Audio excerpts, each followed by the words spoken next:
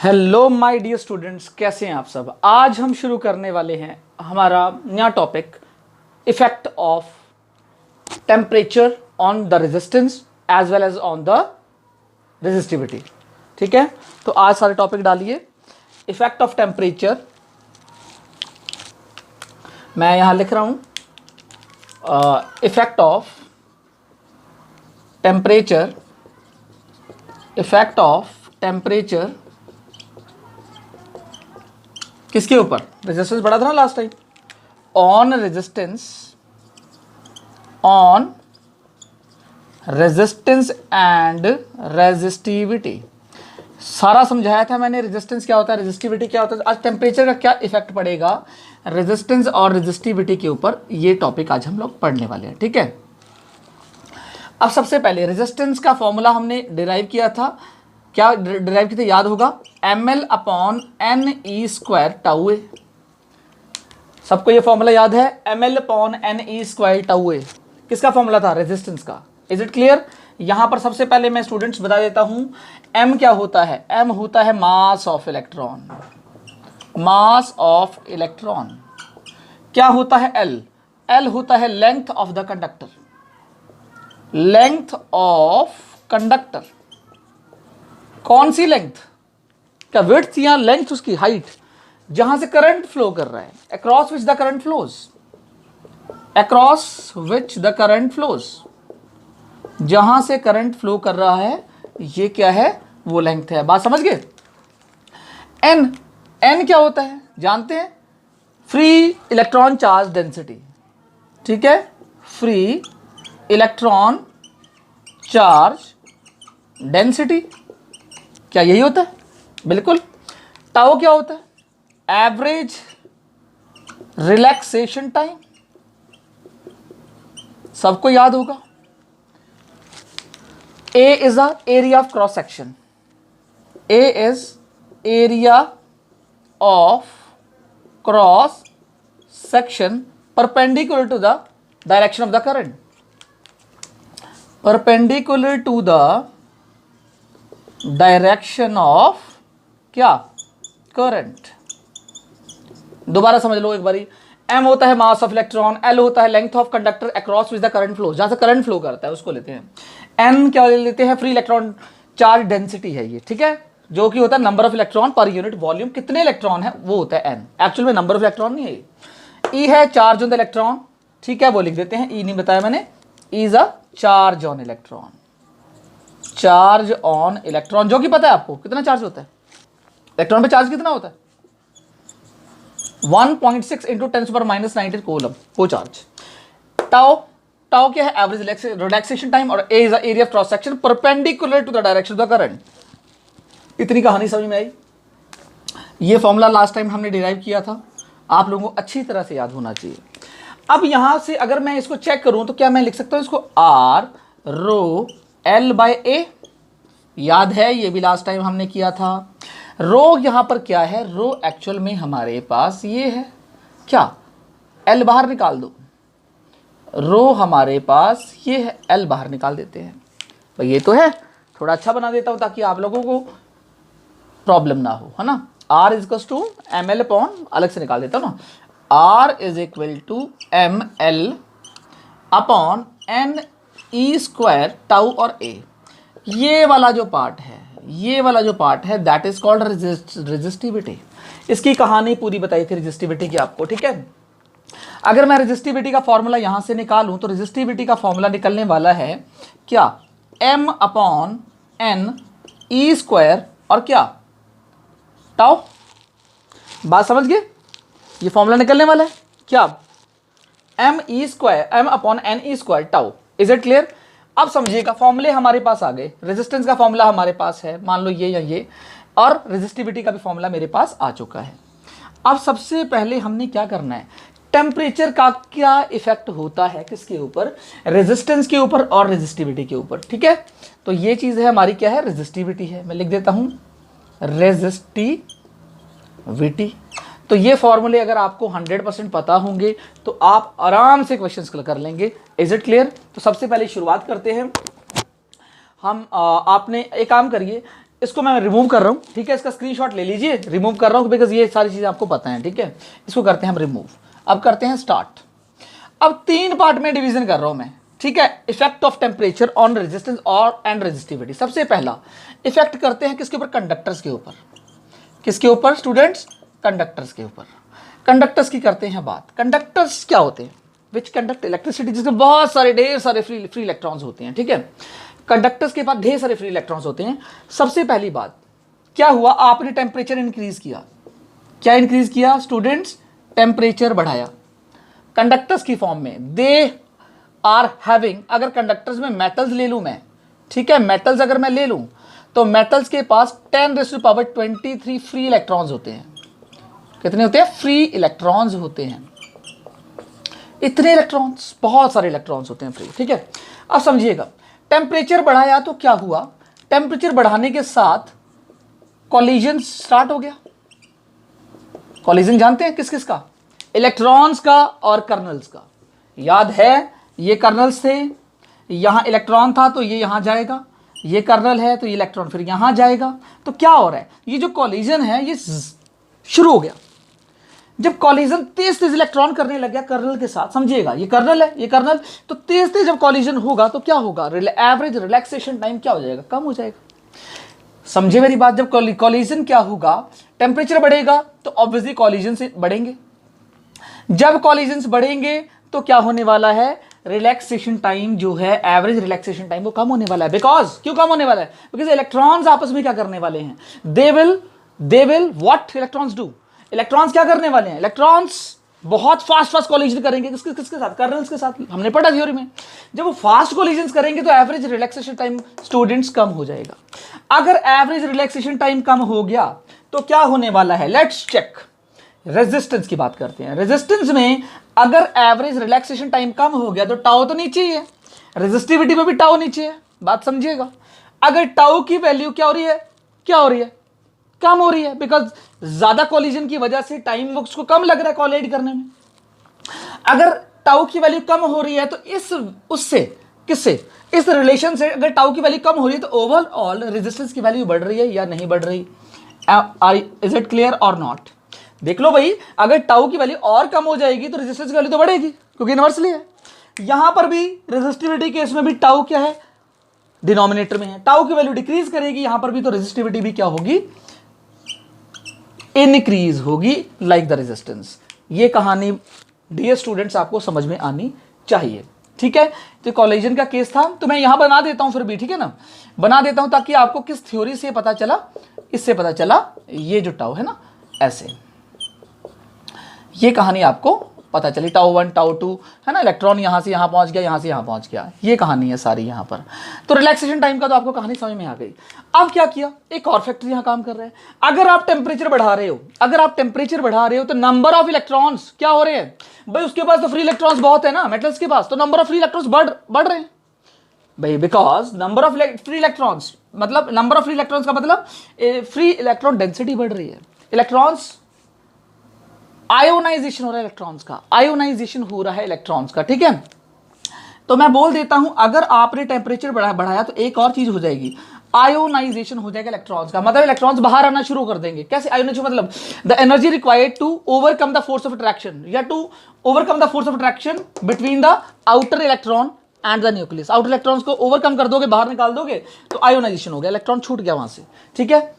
Outer shell से electron बाहर आ गया, उसी को बोलते हैं आयोनाइजेशन। तो जितना टेम्परेचर बढ़ाएंगे उतने वैलेंस इलेक्ट्रॉन बाहर आते चले जाएंगे, और जितने वैलेंस इलेक्ट्रॉन बाहर आते चले जाएंगे उतनी फ्री इलेक्ट्रॉन डेंसिटी बढ़ेगी नहीं बढ़ेगी भाई? पर यूनिट वॉल्यूम में पहले जितने इलेक्ट्रॉन्स थे, जितनी डेंसिटी थी, अब उनकी बढ़ जाएगी क्योंकि नंबर ऑफ इलेक्ट्रॉन बढ़ गए आयोनाइजेशन की वजह से, टेम्परेचर बढ़ाया। तो जब ये n बढ़ गए, ठीक है, जब ये n बढ़ गए तो क्या होने वाला है?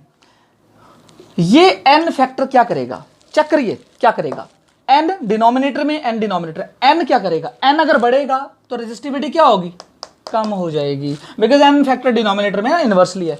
तो रेजिस्टिविटी और रेजिस्टेंस चेक करो यार, क्या ये दोनों कम हो रही हैं? हो रही है। देखो दोनों के डिनोमिनेटर में क्या है? n है, इसके डिनोमिनेटर में भी क्या n है। तो ये ऑब्वियसली बात है कि n अगर बढ़ेगा तो रेजिस्टेंस और रेजिस्टिविटी दोनों क्या होने वाली है? कम होने वाली है। अब प्रॉब्लम यहां ये है कि दोनों आपस में लड़ रहे हैं। भाई ये वाला पार्ट कह रहा है, कॉलिजन वाला पार्ट जो कि जहां पर रिलैक्सेशन टाइम है, वो कह रहा है कि मैं टाइम कम करके रेजिस्टिविटी और रेजिस्टेंस को बढ़ाऊंगा। लेकिन जो दूसरा पार्ट है नंबर ऑफ इलेक्ट्रॉन, मतलब ना electron density, free electron density जो है, number not number of electron, free electron density, ionisation of electron की वजह से टेंपरेचर बढ़ा रहे हैं, आयोनाइजेशन ऑफ इलेक्ट्रॉन हो रहा है, फ्री इलेक्ट्रॉन डेंसिटी बढ़ रही है। वो रेजिस्टेंस और रेजिस्टिविटी कम करना चाह रहा है, बिकॉज डिनोमिनेटर के फैक्टर में अगर बढ़ेगा एन तो रेजिस्टिविटी और रेजिस्टेंस कम हो जाएगी। ये बात तो समझ में आ गई। अब दोनों में से जीतेगा कौन? तो मैं बताऊं डियर स्टूडेंट्स, यहां स्टार लगा लीजिए कि क्या होने वाला है। चेक करिए, मेटल्स के पास 10⁻23 या 29, इससे भी ज्यादा होते हैं शायद, इतने इलेक्ट्रॉन्स फ्री हैं उसके पास। क्या उसमें से 100 इलेक्ट्रॉन आयोनाइजेशन कर दिया आपने, 1000 इलेक्ट्रॉन आ जाएंगे, 2000 इलेक्ट्रॉन आ जाएंगे। लेकिन पहले से यहां तो करोड़ों में इलेक्ट्रॉन्स हैं भाई, यहां तो इलेक्ट्रॉन इतने, मान लो मैं आपको एग्जांपल देता हूं, आपके पास 3 करोड़ रुपए हैं मान लो, या और ज्यादा है, 30 करोड़ है, ठीक है। आप उसमें से अगर 1000 रुपया और ऐड कर देते हो तो क्या 30 करोड़ के सामने 1000 की कोई वैल्यू है? नहीं है, मतलब बहुत नेग्लिजिबल है। इन अ सिमिलर वे इसके पास तो इतने इलेक्ट्रॉन्स हैं कि इलेक्ट्रॉन बढ़ने से रेजिस्टिविटी और रेजिस्टेंस में ज्यादा फर्क नहीं पड़ता, ज्यादा कम नहीं कर पाता। क्यों? क्योंकि पहले से इतने फ्री इलेक्ट्रॉन्स है उसके पास। तो अगर और कुछ इलेक्ट्रॉन्स आ भी जाएंगे तो उसको कोई फर्क नहीं, मिलियंस में इलेक्ट्रॉन्स हैं, तो मिलियन ट्रिलियंस में इलेक्ट्रॉन्स हैं। तो इसका मतलब समझ रहे हैं मेरी बात कि उसका इलेक्ट्रॉन डेंसिटी अगर थोड़ी बढ़ भी जाएगी तो उसका इंपैक्ट बहुत कम रहेगा। मतलब increase in an is negligible, है ना। Increase in an is negligible बोल देते हैं, या इनसफिशिएंट, है ना, इनसफिशिएंट, और या नेग्लिजिबल बोल देते हैं। इसका ज्यादा इंपैक्ट नहीं पड़ने वाला, बात समझ गए? या ठीक है, इनसफिशिएंट ना लिख के ऐसे एक वर्ड में लिख दो, इनसिग्निफिकेंट लिख दो ना, तो ज्यादा बेटर रहेगा। क्या लिख दो? Insignificant, is insignificant. बात समझ गए? ये बात क्लियर है? तो इंक्रीज इन एन इनसिग्निफिकेंट है, उसका ज्यादा रोल नहीं है। तो फिर रोल है किसका? अब रोल है जी किसका? टाउ का। टाउ एक्चुअल में क्या कर रहा है? टाउ कम हो रहा है, रिलैक्सेशन टाइम कम कर रहा है, तो रेजिस्टेंस रेजिस्टिविटी दोनों बढ़ रही हैं। इसका मतलब ओवरऑल अगर मैं चेक करूं तो अगर इसका इंपैक्ट कम है एन का, तो यहां पर जीता कौन? ये वाला फैक्टर काम कर गया। तो ओवरऑल अगर मैं देखूं तो रेजिस्टेंस और रेजिस्टिविटी दोनों क्या हो जाती हैं? इंक्रीज होती हैं। किसके केस में? ओवरऑल एज अ रिजल्ट क्या होता है? As a result resistivity and resistance increase करती है, क्योंकि ये डोमिनेटर कर गया, फैक्टर डोमिनेट कर गया। इंक्रीजेस विद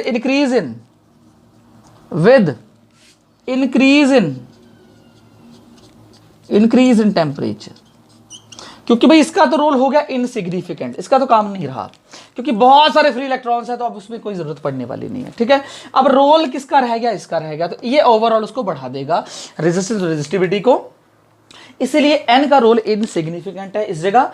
आपको आई थिंक ये बात क्लियर हुई होगी। अब देखिए यहां पर एक डायग्राम है, ठीक है। अब यहां पर आपकी एनसीईआरटी के अंदर एक डायग्राम है, कॉपर का दे रखा है, ठीक है। वहां पर देखो ये डायग्राम है, ठीक है। डायग्राम है, ये है कॉपर, ये रेजिस्टेंस बोल दो या फिर रेजिस्टिविटी बोल दो, कुछ भी बोल सकते हैं, और रेजिस्टिविटी ये है ऐसे, और यहां पर क्या है? रेजिस्टेंस और रेजिस्टिविटी क्या होने वाला है? टेम्परेचर है, ये है टेम्परेचर। अगर आप टेम्परेचर बढ़ा रहे हो तो क्या होने वाला है? ये कुछ ऐसे आने वाला है, ठीक है। इसका मतलब अगर आर ली या फिर रेजिस्टिविटी ली, दोनों में आपने कुछ भी ले लिया, ये है टेम्परेचर। क्या है? टेम्परेचर है। तो टेम्परेचर जैसे ही आप इंक्रीज कर रहे हैं तो ये फैक्टर बढ़ता जा रहा है, क्या? आर और रो। जरूरी नहीं है ये केवल कॉपर के लिए है, जरूरी नहीं है कि सबके लिए ऐसा ही डायग्राम हो, ठीक है। ये केवल कॉपर के लिए है, सीयू के लिए है, ठीक है। जरूरी नहीं है सबके लिए डायग्राम हो, कुछ के लिए क्या हो सकता है, थोड़ा सा स्लाइटली स्ट्रेट भी हो सकता है, ठीक है। कुछ के लिए और बेंड हो सकता है। तो ये डिपेंड करता है मटेरियल के ऊपर भी, वो मटेरियल है कौन सा, मतलब कंडक्टर कौन सा है, ठीक है। तो हर कंडक्टर की डिफरेंट डिफरेंट रेजिस्टेंस और रेजिस्टिविटी में चेंज आने वाला है in the increase in the temperature. Okay, अगर ये बात क्लियर है तो एक काम करिए, स्क्रीनशॉट ले लीजिए, फिर आगे चलते हैं। ओके, आपने स्क्रीनशॉट ले लिया होगा। तो ये टेम्परेचर केल्विन में है, बस इतना सा ध्यान रखिएगा, ये टेम्परेचर क्या है, केल्विन में है, डिग्री सेल्सियस में नहीं है। ठीक है, मिटाता हूं इसको मैं। तो कंडक्टर्स की कहानी खत्म, अब आगे चलते हैं। अब कंडक्टर्स के बाद सेकंड हम बात करते हैं किसकी, सेमीकंडक्टर्स की। Is it clear? किसकी बात करेंगे स्टूडेंट्स, सेमीकंडक्टर्स। सेमीकंडक्टर्स क्या होते हैं? आप कहेंगे कंडक्टर्स और इंसुलेटर्स के बीच में होंगे, है ना, कुछ ऐसा ही होगा ना। चलो सेमीकंडक्टर्स की बात समझाता हूं आपको मैं। सेमीकंडक्टर्स, अब सेकंड जो कहानी आती है वो आती है सेमीकंडक्टर्स की। सेमीकंडक्टर्स, सेमीकंडक्टर्स क्या होते हैं इसकी बात करते हैं। जैसे कि एग्जांपल ले लो, जर्मेनियम, सिलिकॉन, सिलिकॉन, ठीक है, ये सारे एटसेट्रा बहुत सारे क्या हो गए, सेमीकंडक्टर्स हो गए। इसकी कहानी क्या है, आपने क्या किया इसमें, आपने क्या किया, टेम्परेचर बढ़ाया, भाई ये तो करने वाले हैं सब में, टेम्परेचर आपने इंक्रीज कर दिया, उसकी वजह से कॉलिजन होगा कि इंक्रीज होगा, कॉलिजन होना शुरू हो गया, ज्यादा तेजी से कॉलिजन स्टार्ट हो गया इलेक्ट्रॉन्स का, किसके साथ, कर्नल्स के साथ। ओके, लेट्स चेक, कॉलिजन की वजह से सेम रिजल्ट मुझे वो भी दिख रहा है। कॉलिजन हुआ तो क्या होने वाला है, रिलैक्सेशन टाइम क्या होने वाला है, कम होने वाला है। ज्यादा तेजी से कॉलिजन करेंगे तो यहां पर वही केस है, कर्नल से इलेक्ट्रॉन जब टकराएंगे तो फास्ट होगा वो प्रोसेस, तो टाइम कम लगने वाला है उसमें। ठीक है, चलो ये हो गया। इसकी वजह से टाउ तो नीचे है, सेम कहानी यहां पर है, ये रेजिस्टेंस को कम कर रहा है, कम कर रहा है, नो, टाउ कम हो रहा है, रेजिस्टेंस को बढ़ा रहा है, नॉट कम कर रहा है। ठीक है, इस चीज का फैक्टर ध्यान रखना डिनोमिनेटर में। तो ये रेजिस्टेंस को इंक्रीज कर रहा है और रेजिस्टिविटी को भी इंक्रीज कर रहा है, बिकॉज रेजिस्टिविटी का तो फॉर्मूला है ना ये भी, तो उसके भी टाउ नीचे है। चलो ये बात समझ में आई। क्या इसकी कहानी भी सेम कंडक्टर जैसे है? लेट्स चेक, आपको पता चलेगा अभी। टेम्परेचर आपने बढ़ाया, फ्री इलेक्ट्रॉन डेंसिटी बढ़ गई, फ्री इलेक्ट्रॉन डेंसिटी बढ़ गई। ठीक है, ये तेजी से बढ़ गई, क्यों बढ़ गई, let's check. Free electron density जैसे ही बढ़ी तो क्या होने वाला है, यहां कहानी चेक करो, एन नीचे है, बढ़ेगी तो रेजिस्टेंस और रेजिस्टिविटी क्या होने वाली है, कम होने। ये तो आप बोलोगे सर सेम वही है, टू कॉपी है वो, नहीं, यहां समझिएगा। सेमीकंडक्टर्स में ऐसा होता है, सेमीकंडक्टर्स के पास नेग्लिजिबल फ्री इलेक्ट्रॉन्स होते हैं। Important point, in semiconductors n number of free electrons is negligible in semiconductors। conductors लिख देता हूं, चलो, conductors number of free electrons is negligible। क्या होते हैं, negligible होते हैं, मतलब बहुत कम होते हैं। इसका मतलब अगर ना टेम्परेचर बढ़ाया, आपको पता है सेमीकंडक्टर से डोपिंग होती है। डोपिंग क्या होता है, कोई इंप्योरिटी मिक्स की जाती है, उसको डोपिंग बोलते हैं, समझे आप क्या बोलते हैं, डोपिंग। इंप्योरिटी मिक्स करने से क्या होता है, जैसे ही आप टेम्परेचर बढ़ाते हैं तो फटाफट इलेक्ट्रॉन निकलना शुरू कर देते हैं। ठीक है, उनके पास इलेक्ट्रॉन डेंसिटी क्या बहुत कम है, लेकिन डोपिंग आपने कर दी। डोपिंग का मतलब होता है कुछ इंप्योरिटीज मिक्स करना। ठीक है, होल जनरेट होते हैं, वो बात की बात सेमीकंडक्टर्स में आप पढ़ेंगे आगे जाके, मेरे साथ ही पढ़ेंगे। तो जैसे ही आपने क्या किया, उसमें डोपिंग हुई, मतलब उसके पास नंबर ऑफ इलेक्ट्रॉन्स नहीं है, जैसे टेम्परेचर बढ़ाया इलेक्ट्रॉन्स फटाफट बाहर आने शुरू हो गए, तो उसका इंपैक्ट पड़ेगा, सिग्निफिकेंट रोल हो गया। क्यों, पहले है ही नहीं थे, अभी एकदम बढ़ रहे हैं। वहां तो क्या था, मेटल्स में मिलियंस थे, तो वहां अगर 100 200 500 बढ़े कोई फर्क नहीं पड़ता, यहां अगर 100 बढ़ गया तो फर्क पड़ेगा उसका, क्योंकि यहां इलेक्ट्रॉन है ही नहीं ना। तो मतलब यहां मैं बोलूं कि increase in n is significant. इसका रोल क्या है माय डियर स्टूडेंट्स, सिग्निफिकेंट है। सिग्निफिकेंट जानते हैं, सिग्निफिकेंट का मतलब इसका इंपैक्ट पड़ने वाला है इस बारी, ये इस फैक्टर को भारी कर देगा इसके ऊपर। क्यों, क्योंकि वहां तो नंबर ऑफ फ्री इलेक्ट्रॉन बहुत थे, हमें चाहिए नहीं थे, थोड़े से अगर बढ़ भी जाए तो फर्क नहीं पड़ता इसके ऊपर, लेकिन यहां फर्क पड़ेगा क्योंकि नंबर ऑफ फ्री इलेक्ट्रॉन है ही नहीं उसके पास, बहुत कम है, नेग्लिजिबल है। समझ गए मेरी बात। और ये वही काम कर रहे हैं, ये इलेक्ट्रॉन्स की वो ठीक है, ये अपना काम कर रहा है कि भाई एवरेज रिलैक्सेशन टाइम को कम करता जा रहा है, लेकिन इसका इंपैक्ट इसके ऊपर इस बारी भारी नहीं पड़ेगा और इस बारी ये विनर होगा। इसका मतलब overall resistivity as a result क्या होने वाली है, एज अ रिजल्ट क्या रिजल्ट आने वाला है, रेजिस्टिविटी, रेजिस्टेंस एंड रेजिस्टिविटी क्या हो जाएगी, डिक्रीजेस ओवरऑल। कैसे लिख देना, आर भी कम और रेजिस्टिविटी भी कम। समझ गए? अगर टेम्परेचर आप बढ़ा रहे हो तो आपको ये फाइनल रिजल्ट मिल रहे हैं। ये बात तो आपको आ गई होगी समझ। कोई प्रॉब्लम? Oh no problem. कोई प्रॉब्लम है तो आप मेरे से पूछ सकते हैं, ठीक है। अब एक काम करते हैं, इसका एक ग्राफ भी बनाना ज़रूरी है। तो यहाँ ये चीज़ तो मैं मिटाता नहीं है ना, या मिटा लूँ, क्या करूँ? ऐसे करते हैं, मिटा लेते हैं, थोड़ी जगह मिल जाएगी। और इसको रोड LA का तो कोई काम है नहीं यहाँ पर, ठीक है। मैं यहाँ लिख देता हूँ R ये है, तो रेजिस्टिविटी मैं यहाँ लिख देता हूँ ताकि जगह मेरे पास ML/NE² और टाउ, भाई यही तो है ना। ये हो गई हमारी रेजिस्टिविटी। अब करते हैं शुरू का टॉपिक। क्या करें अब हम एक बनाते हैं डायग्राम। क्या डायग्राम? अब हम बनाते हैं इसका एक डायग्राम। ये है रेजिस्टेंस और रेजिस्टिविटी भाई, ठीक है, ये वाला। ये है जी टेम्परेचर, किसमें है? केल्विन में है, ठीक है। अब बताओ यार, अब क्या करें? अब कर हम ये सकते हैं कि चलो ऐसे लिख देता हूं ना, ऐसे कर देते हैं, टेम्परेचर आ गया केल्विन में। अब बताइए, अब ओवरऑल रेजिस्टेंस रेजिस्टिविटी कम हो रही है, तो ये कुछ इस तरह का डायग्राम जाने वाला है। बात समझे? टच मत करना, टच इन्फिनिटी पे है। मतलब ओवर रेजिस्टिविटी क्या हो रही है, या रेजिस्टेंस क्या हो रही है? कम हो रही है। किसकी किसकी केस में की बात कर रहा हूं मैं? ये हो रहा है सेमीकंडक्टर्स में। किसमें? सेमीकंडक्टर्स में। क्योंकि यहां पर कौन सा रोल, कौन ज्यादा काम कर गया? यहां पर फ्री इलेक्ट्रॉन डेंसिटी काम कर गई, बिकॉज यहां फ्री इलेक्ट्रॉन्स थे नहीं। फ्री इलेक्ट्रॉन्स आते ही उसने अपना रोल दिखा दिया कि थे नहीं, अब मैं बताऊंगा। उसने क्या किया? रेजिस्टेंस भी कम कर दिया और इसके ऊपर भारी पड़ गया, जबकि पहले वाले केस में ये भारी पड़ गया था इसके ऊपर। बात समझिए ना? तो ये बात तो होगी क्लियर। तो एक काम करते हैं डियर स्टूडेंट्स, आप इसका ले लीजिए स्क्रीनशॉट और मैं इसको करता हूं रिमूव। Is it clear? ले लीजिए स्क्रीनशॉट पहले। ओके, कर देते हैं इसको रिमूव।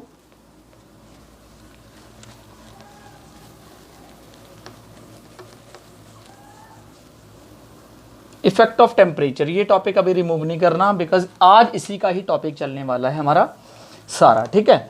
अब देखिए, अब बात करते हैं तीसरा।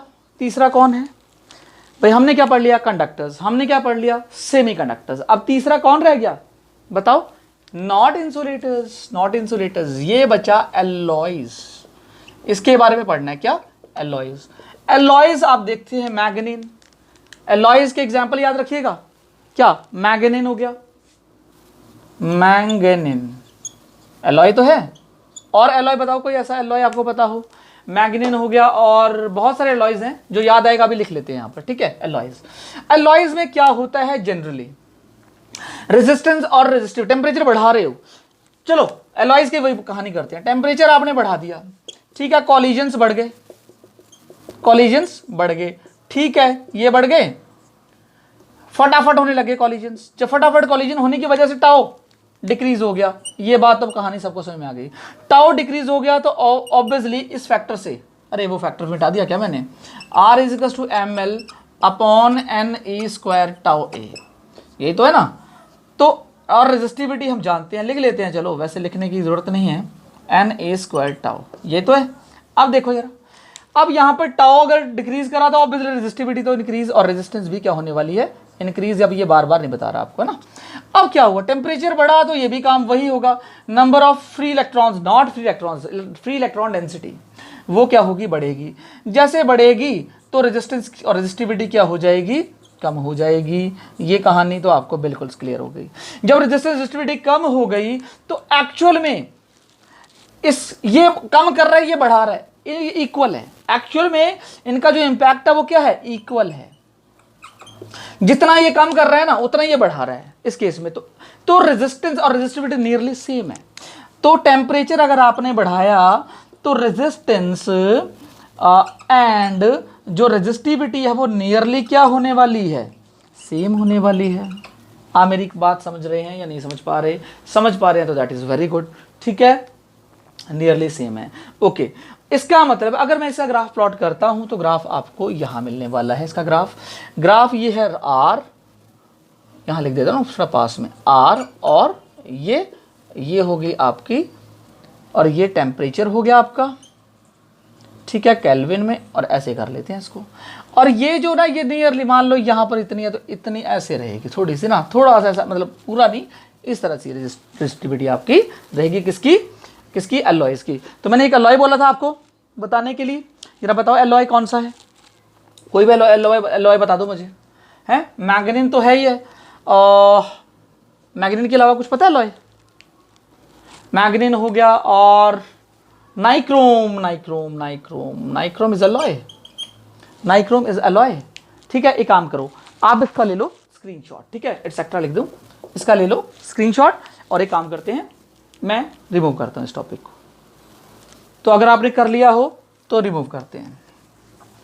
अब करते हैं temperature coefficient of resistance. Resistance का तो हमने पढ़ लिया, क्या फर्क पड़ रहा है रेजिस्टिविटी पे। टेम्परेचर कोफिशिएंट ऑफ रेजिस्टेंस, ठीक है, तो मैं अब इसको भी मिटा देता हूं, टॉपिक नया डालते हैं, temperature coefficient, temperature coefficient of resistance. ये क्या होता है? अल्फा। ठीक है, इसके बारे में जानकारी लेते हैं, ये है क्या, टेम्परेचर कोफिशिएंट ऑफ रेजिस्टेंस है क्या। ठीक है, इसको मैं कुछ ऐसे कर देता हूं, ऐसे ऐसे और ऐसे। अब देखो टेम्परेचर कोफिशिएंट, मान लो आपने कोई एक्सपेरिमेंट किया, मान लो कोई एक्सपेरिमेंट किया आपने, you have done some experiment, right. Experiment में क्या किया आपने, आपने टेम्परेचर को, आपका टेम्परेचर T था, आपने क्या किया, T प्लस dt टेम्परेचर में चेंज कर दिया, छोटा सा टेम्परेचर बढ़ा दिया। ठीक है, थोड़ा सा टेम्परेचर क्या कर दिया, बढ़ा दिया। फिर आपने क्या किया, आपके पास R0 थी, क्या, ओरिजिनल रेजिस्टेंस, समझ गए। आपने क्या किया, उसमें R0 की रेजिस्टेंस में भी चेंज कर दिया। मतलब हमने एक्सपेरिमेंट किया, टेम्परेचर को हमने थोड़ा सा टेम्परेचर बढ़ा दिया, T प्लस dt कर दिया, और जो R0 ओरिजिनल रेजिस्टेंस है उसकी भी रेजिस्टेंस थोड़ी सी बढ़ा दी या कम कर दी, कुछ भी हो सकता है, एक्सपेरिमेंट रहे। तो आपको यह समझ में आ रहा है कि एक्सपेरिमेंट जब हमने किया तो चेंज इन टेम्परेचर, समझना इस बात को, हमने क्या पढ़ रहे हैं, टेम्परेचर कोफिशिएंट ऑफ रेजिस्टेंस। ठीक है, टेम्परेचर कोफिशिएंट रेजिस्टेंस पढ़ रहे हैं। अब देखिएगा, जो रेजिस्टेंस है, जो dr है, वो किस पे डिपेंड कर रही है, चेंज इन टेम्परेचर पे। क्यों, चेक कर लो यार, टेम्परेचर बढ़ाएंगे तो हमने पढ़ा था रेजिस्टेंस बढ़ेगी, डायरेक्टली प्रोपोर्शनल है नहीं है। चेंज इन क्या, ये रेजिस्टेंस इज इक्वल टू किसके, इज डायरेक्टली प्रोपोर्शनल टू, और क्यों हो सकता है, और है जी R0। अगर ओरिजिनल आपने रेजिस्टेंस जो लिया, अगर आपने जैसा ओरिजिनल रेजिस्टेंस लेंगे उस हिसाब से क्या होगा, चेंज इन रेजिस्टेंस होगा। समझिएगा इसको, दोबारा समझ लो, ये पहला, ये दूसरा फैक्टर। पहला क्या है, change in resistance is directly proportional to change in temperature, जितना टेम्परेचर बढ़ाएंगे उतनी रेजिस्टेंस बदलेगी, ये तो सबको पता है। अब दूसरा फैक्टर ओरिजिनल रेजिस्टेंस पे ऊपर है, ओरिजिनल रेजिस्टेंस जैसी लेंगे वैसा ही चेंज इन रेजिस्टेंस आपको मिलेगा। अब दोनों फैक्टर्स को कर दो ज्वाइन, दोनों फैक्टर्स को कर दो ज्वाइन, तो मैं इसको यहां लिखूंगा इधर से, ठीक है, फैक्टर्स को कर देते हैं join. D R directly proportional to क्या हो जाएगा, R0 dt।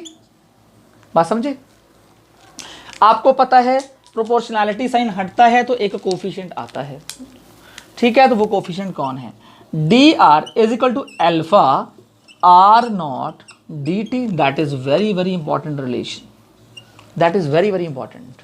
यह है temperature coefficient of resistance, temperature coefficient, ठीक है, क्या बोलते हैं इसको, टेम्परेचर कोफिशिएंट ऑफ रेजिस्टेंस। बात समझे या नहीं समझे, दोबारा समझ लो। टेम्परेचर क्या है, T है, बढ़ा दिया तो क्या हो गया, dt कर दिया। वो क्या है, R0 है। R0 को अगर ओरिजिनल रेजिस्टेंस है उसमें थोड़ी सी चेंज कर दी रेजिस्टेंस तो क्या होगी बच्चों, वो ही dr, ठीक है। और फिर आपका जो चेंज इन रेजिस्टेंस है वो क्या होगी, change in resistance directly proportional to change in temperature है, change in resistance directly proportional to original resistance है, और दोनों को एक साथ मिला दिया तो हमारे पास ये चीज आ गई, ठीक है। और यहाँ पर कांस्टेंट आ गया जो कि टेम्परेचर कोफिशिएंट ऑफ रेजिस्टेंस है। अब देखिए सबसे पहली बात, अब मैं क्या कर सकता हूँ, अब मुझे यहां से क्या करना है, ये मेरे पास आ गया डेरिवेशन। सबसे पहले ये, अब इसको ये ओरिजिनल रेजिस्टेंस है, लिख लीजिएगा क्या है, ये ओरिजिनल रेजिस्टेंस है, ठीक है। अब एक काम करते हैं, मान लो मैंने इस एक्सपेरिमेंट में। अब देखो मैंने शुरू में क्या लिया, मैं इसको इंटीग्रेट कर रहा हूं। मैंने शुरू में क्या लिया, शुरू में डी आर है ना, ये शुरू में रेजिस्टेंस मैंने ले ली आर नॉट, फाइनल रेजिस्टेंस मुझे हो गई आर एफ। एक्सपेरिमेंट तो है ना, एक्सपेरिमेंट में क्या होता है, ओरिजिनल रेजिस्टेंस शुरू में लेते हैं और फिर फाइनल रेजिस्टेंस आ जाती है। अब यहां पर मैंने क्या किया, इसको भी इंटीग्रेट करूंगा। शुरू में टेम्परेचर कितना था, अल्फा और आर नॉट तो है क्या जानते हैं, क्या है, कांस्टेंट है भाई, अल्फा भी कांस्टेंट होता है और आर नॉट भी कांस्टेंट है। शुरू में टेम्परेचर था टी नॉट और यहां टेम्परेचर हो गया टी एफ, फाइनल और ओरिजिनल, और यहां बच गया केवल डी टी। बात समझ में आ रही है नहीं आ रही है? अब देखो यहां क्या बचेगा, यहां बचेगा आर, डी आर का इंटीग्रेट क्या होता है आर, और यहां पर आ गया आर नॉट और आर एफ, बात आ रही समझ में, इज इक्वल टू यहां अल्फा आर नॉट, यहां आ गया डी टी का टी होता है, यहां आ गया टी नॉट, यहां आ गया टी एफ। करो सॉल्व मेरा, यहां आ जाएगा R F minus R naught integration में, अल्फा यहां आ गया आर नॉट और ये आ गया T F minus T naught. Any doubt?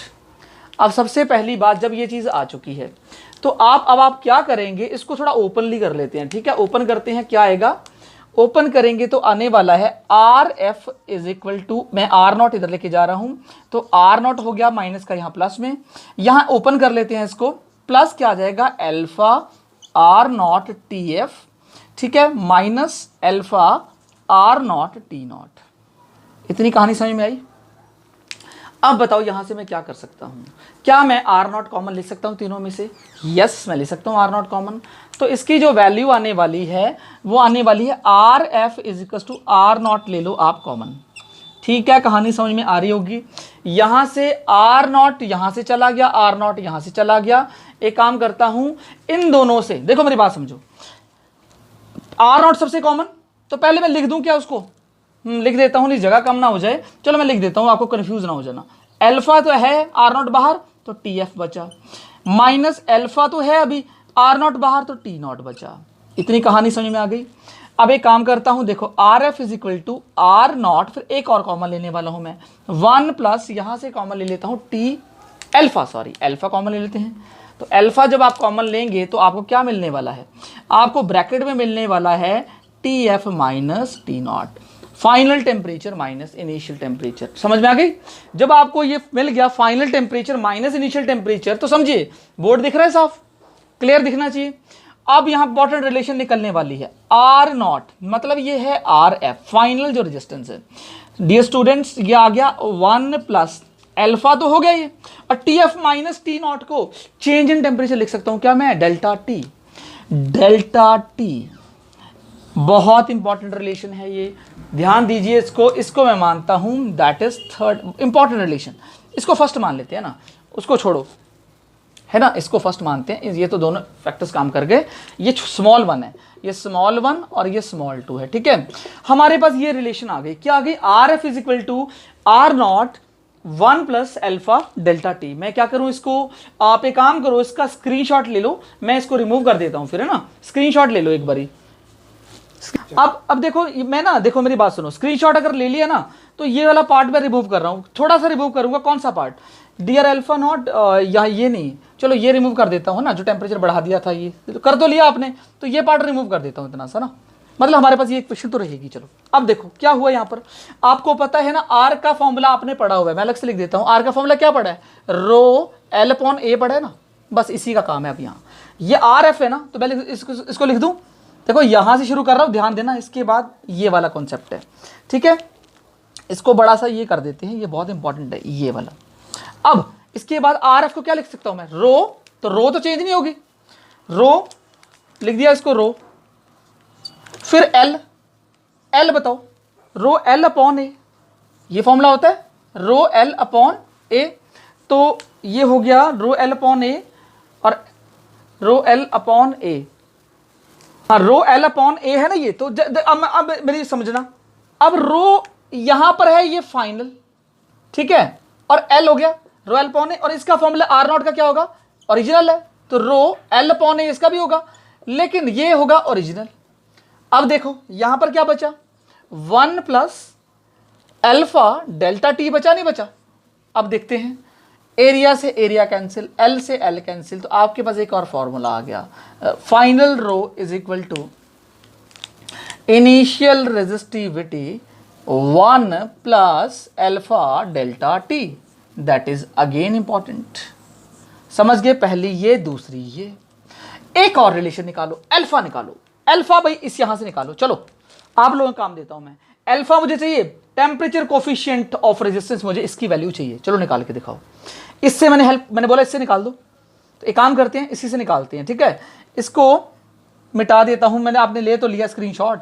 अब इसको अल्फा निकालो, चलो अल्फा इस इक्वेशन से निकालेंगे अल्फा। आर एफ था क्या, is equal to R naught, other multiply कर दूं तो आर नॉट प्लस हो जाएगा, plus R naught alpha delta T. भाई ऐसे तो होगा, अल्फा निकालना मल्टीप्लाई करना पड़ेगा। अब आर नॉट को इधर ले आते हैं तो हो जाएगा R F minus R naught is equal to क्या बचा, R naught alpha delta T. नहीं बात समझे, अल्फा चाहिए तो R F minus R naught upon में आ जाएगा ये क्या, आर नॉट डेल्टा टी। बात समझे? क्या यही अल्फा है क्या? देखो क्या यही अल्फा दिख रहा है? अल्फा क्या है, R F minus R naught upon R naught alpha R naught delta T. ये हमारी आ गई थर्ड इक्वेशन। और ये बहुत बहुत इंपॉर्टेंट, आपकी डेरिवेशन भी बोल दो, और ये एज अ न्यूमेरिकल जब यूज होंगे, अभी करवाऊंगा न्यूमेरिकल्स, तब बहुत इंपॉर्टेंट काम है। आप स्टूडेंट्स ले लीजिए स्क्रीनशॉट, फिर चलते हैं आगे। तो रिमूव कर देता हूं इसको मैं, अगर आपने कर लिया है। अब करते हैं रिमूव। अब मैं कुछ क्वेश्चंस भी कराऊंगा। और एक और चीज, ये जो अल्फा है ना, ये होता है डिग्री सेल्सियस इनवर्स में या फिर केल्विन इनवर्स में, ठीक है। ये चीज हो गई, और कुछ ज्यादा खास नहीं है। और एक और चीज, अल्फा जो है, चलो आगे वाले उस पर करा देता हूं, यहाँ जगह है नहीं। जो अल्फा है वो तीनों के लिए मतलब आगे बता देता हूं, अब तो मिटा ही देते हैं इसको। अल्फा जो है वो तीनों के लिए क्या है, अलग अलग वैल्यूज लेके आता है। क्या कहना चाह रहा हूं मैं, जैसे ये देखो, अल्फा जो है ना, जो कंडक्टर्स के लिए जो अल्फा होगा, कंडक्टर्स की अगर बात करें तो उसके लिए अल्फा होगा पॉजिटिव। क्या होगा, पॉजिटिव। अगर आप किसकी, सेमीकंडक्टर की बात करें तो उसके लिए अल्फा होगा नेगेटिव। अगर आप एलॉयज की बात करें, जैसे कि नाइक्रोम मैंने बताया था ना, नाइक्रोम एटसेट्रा, उसके लिए अल्फा क्या होगा, 0। ये तीनों चीजें आपको श्योरिटी पता होनी चाहिए, बिल्कुल ठीक है। चलते हैं इसके ऊपर अब न्यूमेरिकल लेके, ठीक है। न्यूमेरिकल करते हैं, मिटाता हूं मैं इसको, तो न्यूमेरिकल करते हैं स्टार्ट, ठीक है। और आप जो वो डेरिवेशंस हैं उसका ध्यान रखिएगा, डेरिवेशंस जो हमने लिखवाई हैं वही चलेंगी यहाँ पर। तो इसको भी मैं रिमूव कर देता हूँ। अब क्वेश्चन है, क्वेश्चन है मेरा इसी के ऊपर ही रहेगा। The resistance of a heating element, the resistance of, दूसरे पेन से लिख देता हूं उसको, of heating element at room temperature, जो कि 27 डिग्री सेल्सियस होता है, इज कितनी है, इज कुछ भी मान लो, इज 150 ओम है, ठीक है। At what temperature, its resistance will be, कितनी हो जाएगी, 200 ओम। किस टेम्परेचर पे रेजिस्टेंस उसकी 200 ओम हो जाएगी। That is very important question. एक काम करिए, इसको खुद से लगाइए, ट्राई करिए। अल्फा इसका दिया है, अल्फा दे रखा होगा 1.7 इंटू 10 की पावर -4, ठीक है। यूनिट चेक कर लो कि किस यूनिट्स में अल्फा देखो। तो पहले फॉर्मूला देखिए, ये फॉर्मूला आपने पढ़ा है अभी, R F is equals to R naught 1 plus alpha T F minus T naught. क्या यही फॉर्मूला अप्लाई होगा, चेक करो। आर नॉट नीचे आ जाएगा, आर एफ कितना है, फाइनल रेजिस्टेंस है 200, अपॉन में आर नॉट ले आओ, आर नॉट कितना है 150, इज इक्वल टू, यहाँ क्या बचा 1 प्लस डेल्टा, अल्फा डेल्टा है ना, अल्फा डेल्टा टी, ठीक है। अल्फा डेल्टा टी की जगह यूज तो कर दिया, तो अल्फा लिख दो ना, प्लस अल्फा, अल्फा की वैल्यू कितनी है, अल्फा की वैल्यू है मेरे पास 1.7 इंटू 10⁻⁴, ये अल्फा हो गया, इंटू डेल्टा टी, मतलब टी एफ फाइनल टेम्परेचर कितना है वो निकालना है मुझे, माइनस इनिशियल कितना है, इनिशियल 27 है। अब देखो यहाँ पर इसके कैंसर, 5 3 15, 5 4 20, तो 4/3 आ गया, ये +1 एक काम करते हैं इधर ले आए, ये हो जाएगा -1, यहाँ क्या बचा 1.7 इंटू 10⁻⁴, यहाँ बचा TF -27, ये अपॉन में आ जाएगा इसके, पहले सॉल्व कर लो, 4 - 3 1/3 आ गया ये, ठीक है, ये आ गया अपॉन में 1.7 इंटू 10⁻⁴, याद समझ में आ रहा है ना, सिंपल सी कहानी है, ये नीचे आ गया इसके, यहाँ क्या बचा TF -27 बचा। अब करते हैं सॉल्व, इसको यार सॉल्व करिए, 10⁻⁴ ऊपर ले चलते हैं, तो 10⁻⁴ आ गया ऊपर, नीचे बचा 70 से 51, 5.1 बचा नीचे, इज इक्वल टू यहाँ बचा TF -27, कैंसिल करें, इसको उठाएंगे 1 और 10 आ जाएगा, ठीक है। अब क्या करेंगे, अब 10⁵ हो गया, ये हो गया 10⁵ अपॉन में 51, ठीक है, यहाँ +27 आ जाएगा, इज इक्वल टू TF हो जाएगा। बात समझ में आ रही है, कॉन्सेप्ट वही है सब कुछ। आप 51 ले लीजिए एलसीएम, तो 10⁵ तो रहेगा ऐसे ही, और 27 इंटू क्या हो जाएगा ये 51, is equal to temperature final आ जाएगा। अब 10⁵, अब यहाँ पर मल्टीप्लाई करिए 27 इंटू 51, तो 27 इंटू 51, ये आ गया 27, 7 5 35, 10 3 13, 1377, तो 1377 मतलब 10⁵ 1 2 3 4 5 1377 अपॉन में आ गया 51, इज इक्वल टू आ गया टी, फाइनल टेम्परेचर आ गया। तो इसको कर लेते हैं, कितने जीरोज हैं 1 2 3 4 ना, तो 104 इधर आ जाएगा 1377 अपॉन 51 इसका टू TF। अब इसको कर लीजिए डिवीजन, डिवाइड करके माय डियर स्टूडेंट्स जो आंसर आएगा that will be your final answer, समझ गए। 51 1 51 51 2 तो 1, पूरा डिवीजन करना पड़ेगा इसको, ठीक है। तो डिवाइड करके एक वैल्यू लाइए, तो डिवीजन भी क्या मैं करूं, तो एक काम करिएगा इसका डिवीजन कर लो, और डिवीजन करके जो फाइनल आंसर मिलेगा वही आपका आंसर होगा। बस कैलकुलेशन बताना मेरा ज़्यादा मोटिव था कि आपको जो चीज़ें दे रखी है, कैलकुलेशन तो बच्चे कर लेते हैं, बस मेनली ये है कि हमें फॉलो क्या करना है, वो मैंने वैल्यूज चेंज की हुई हैं, एनसीईआरटी के टाइप क्वेश्चन हैं, ठीक है।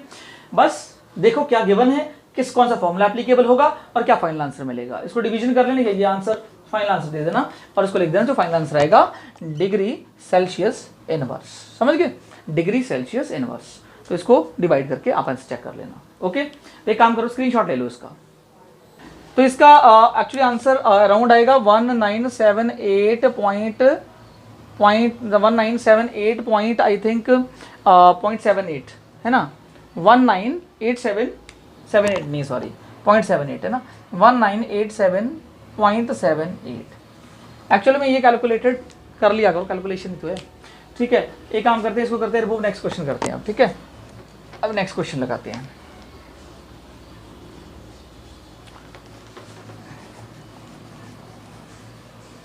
तो उसी के ऊपर न्यूमेरिकल से जो मैंने बताया आपको, ठीक है। अब क्वेश्चन नेक्स्ट लगाते हैं कि the resistance of platinum wire, the resistance of platinum wire is 5 ohm at ice point and 5.5 ohm at steam point, ठीक है। find the resistance, find the temperature at which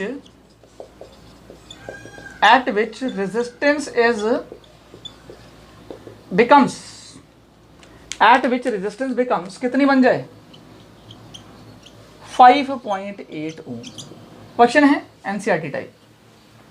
solution क्या करें इसको, एक काम करते हैं, प्लेटिनम वायर का जो आपको 5 ओम दे रखा आइस पॉइंट पे, 5.5 ओम दे रखा स्टीम पॉइंट पे। एक काम करो, दोनों का अल्फा तो बराबर होगा ना, है तो प्लेटिनम वायर है ना, तो अल्फा तो कांस्टेंट होगा दोनों के लिए अल्फा निकालो पहले, इसके लिए भी इसके लिए भी। जब अल्फा आ जाएगा मतलब इसके लिए और इसके लिए दो पेयर बनेंगे। कैसे, देखो फॉर्मूला आपको याद है, R F is equal to R naught 1 plus alpha delta T, या T F minus T naught, तो ये तो याद हो गया।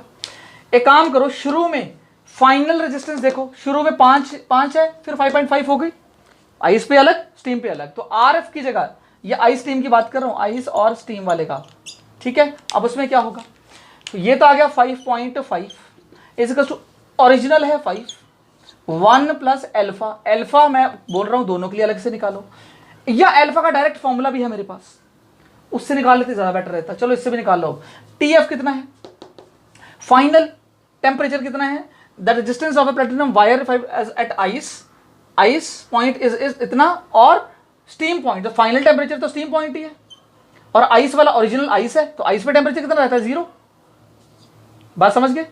चलो यहां से निकाल लेते हैं, 5.5 अपॉन 5 कर दूं क्या, ये वाला, तो यहां क्या बचेगा, 1 प्लस 100 अल्फा, ठीक है। यहां से कुछ भी करते हैं अभी, एक काम करते हैं कि चलो 0 ले लेते हैं, 5 10 50, 5 1 5 11.10 मतलब 1.1, तो 1.1 माइनस 1 आ जाएगा, ये इजिकल्स टू 100 अल्फा, अल्फा आ गया 0.1 अपॉन 100, ये हटाया तो 1/1000 आ गया अल्फा, तो मतलब लिख दो पॉइंट, बहुत जीरो आएंगे ना, 0.001 डिग्री सेल्सियस इनवर्स या केल्विन इनवर्स, तो अल्फा आ गया दोनों का, है ना। अल्फा अगर आपने निकाल लिया तो ये काम करिए, लेकिन हमें अल्फा की जरूरत इसमें एक्चुअल में थी नहीं, है ना। अगर अल्फा आ गया तो उससे भी निकल जाएगा, या फिर दोनों का अल्फा निकाल के हम वो कर देते, क्या इक्वल कर देते, तो उससे हमें फाइनल टेम्परेचर शायद मिल जाता। एक काम करो, चलो दूसरे का भी ऐसे निकालो पहले, फिर देखते हैं क्या करना है। अब ओरिजिनल ये है, फाइनल ये है, तो फिर वही formula R F is equal to क्या है, R naught 1 plus alpha T F minus T naught.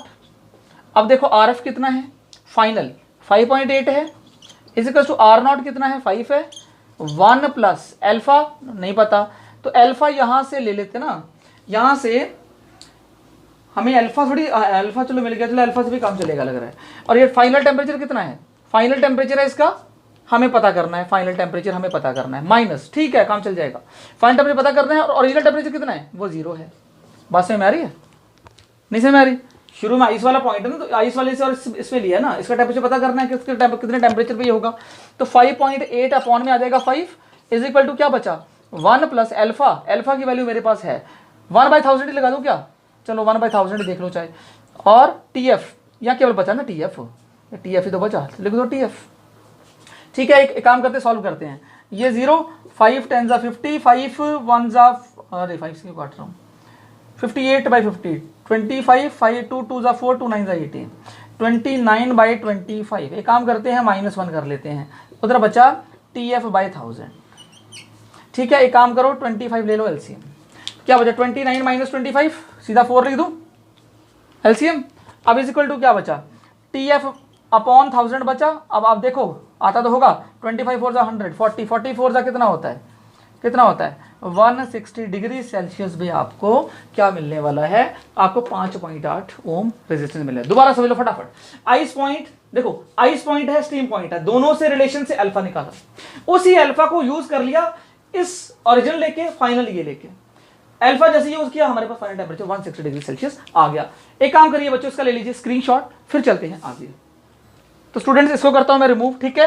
अब फाइनल क्वेश्चन कराता हूं जो कि आपके नीट और जेई लेवल में इंपॉर्टेंट क्वेश्चन है, कर लो उसको भी।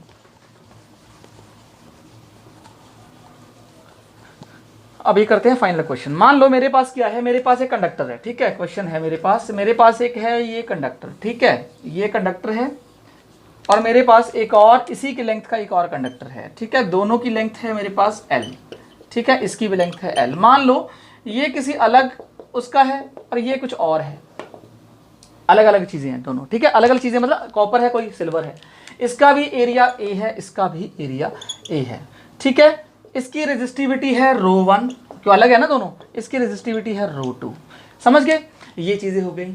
और दोनों लगे हुए सीरीज के अंदर, ठीक है, ऐसा कॉम्बिनेशन है सीरीज के अंदर, ये कॉम्बिनेशन है, और हमने ये मानना है कि टेम्परेचर बढ़ाने पे ज्यादा फर्क रेजिस्टेंस पे नहीं पड़ रहा, ठीक है, तो सबसे पहली बात एक काम करते हैं कि शुरू करते हैं, find the relation between the rho one alpha one rho two alpha two such that there is a combination independent temperature. तो find the relation between rho one alpha one, इसका तो अल्फा वन है constant, इसका alpha two है, अलग अलग होगा। तो find the relation between rho one alpha one rho two and alpha two, relation बतानी है इनकी सबसे पहले, such that the combination of resistance, जो इसका कॉम्बिनेशन है रेजिस्टेंस का, वो इंडिपेंडेंट है टेम्परेचर का, इंडिपेंडेंट ऑफ टेम्परेचर। क्वेश्चन थोड़ा जल्दी में लिख दिया मैंने, ठीक है, क्वेश्चन दिख रहा है, हाँ क्लियर है। Such that relation between rho one alpha one rho two alpha two, ठीक है। लगाइए इसको, जरा खुद से लगाइए इस क्वेश्चन को, ठीक है। इसमें एक चीज देखिए, इसमें रेजिस्टेंस में फर्क नहीं पड़ रहा, वो कलर टेम्परेचर बढ़ाओगे रेजिस्टेंस फर्क नहीं पड़ेगा। इसका मतलब कि जो आर इनिशियल है, आर जो इनिशियल है वो आर फाइनल के इक्वल है, समझ गए। आर जो इनिशियल है वो आर फाइनल के इक्वल है, समझ गए। आर इनिशियल और आर फाइनल जब इक्वल है कॉम्बिनेशन के अंदर ये, तो क्या होगा, आर का फॉर्मूला मैं ये बोल सकता हूं आर इनिशियल मतलब या फाइनल इनिशियल है ना, तो आर वन का फाइनल प्लस आर टू का final is equal to R one plus R two. भाई ये तो इनिशियल कॉम्बिनेशन है ना, इनिशियल उधर लिख दिया, फाइनल इधर लिख दिया। आर वन का फाइनल, आर टू का फाइनल और आर वन आर टू फर्क ही नहीं पड़ेगा। उसने बोला रेजिस्टेंस पे कोई चेंज नहीं आना चाहिए, तो इसलिए ओरिजिनल रेजिस्टेंस और फाइनल रेजिस्टेंस दोनों बराबर होनी चाहिए। अब आर वन का फॉर्मूला क्या होगा, आर एफ का फॉर्मूला क्या होता है, आर एफ का formula R naught one plus alpha, क्या फॉर्मूला था, या रो एल अपॉन ए वाले से कर लो, क्योंकि रो एल अपॉन उससे निकल जाएगा। रो क्या है इसकी, रो वन है, ठीक है। रो एल लेंथ तो उसकी वही है, अपॉन रो एल अपॉन क्या फॉर्मूला होता है, लेकिन अल्फा यहां से अल्फा आना चाहिए इस फॉर्मूले में, है ना, तो अल्फा आना चाहिए इस फॉर्मूले में, अल्फा इस फॉर्मूले में अल्फा आना चाहिए ना, तो फॉर्मूला फिर क्या लगाएंगे, आर फाइनल है ना, तो आर इसकी जो ओरिजिनल रेजिस्टेंस है वो क्या है, आर वन की, आर वन ही है ना, तो आर वन लिखूंगा original, R one one plus alpha, alpha one है इसका पहले वाले का, और डेल्टा टी है, समझ गए, प्लस इसका क्या है ओरिजिनल आर टू और one plus alpha two delta T, temperature में तो वही चेंज है ना सब में, इज इक्वल टू में क्या आएगा, R one plus R to.